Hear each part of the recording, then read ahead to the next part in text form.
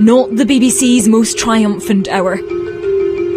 One of the corporation's flagship current affairs shows investigating the other. The inside story of why a BBC investigation that could have exposed Savile almost a year ago was spiked instead.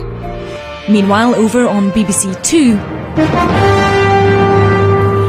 It's been a bad day for the BBC, but it can at least take some comfort from the fact that much of the damage was done by the BBC. Newsnight was reporting on the Panorama report into Newsnight.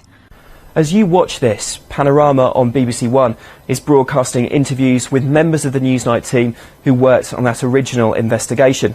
They say they warned Peter Rippon last year about the consequences of dropping the story.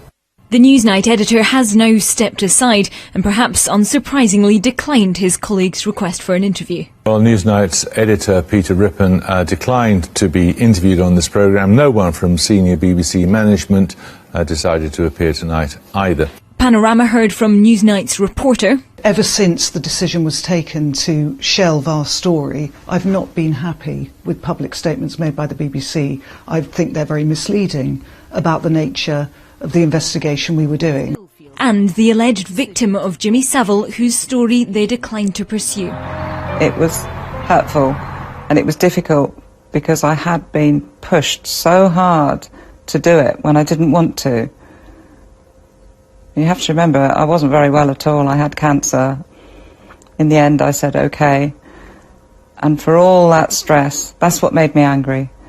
The fact that I'd gone through all that stress when I really needed to concentrate on getting well.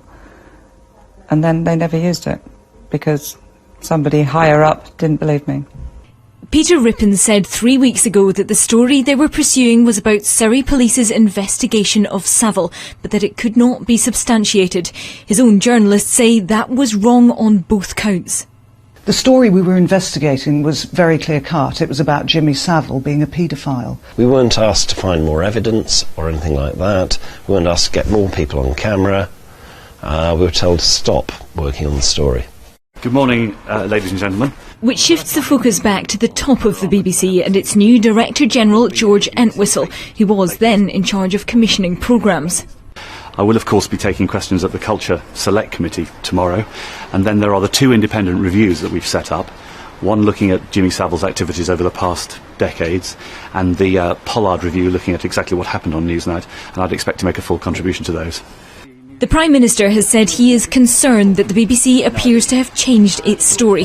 Mr Entwistle will face more questions from MPs today about how much he knew about the Newsnight investigation and why, if his own journalists were confident in their story, that story was dropped.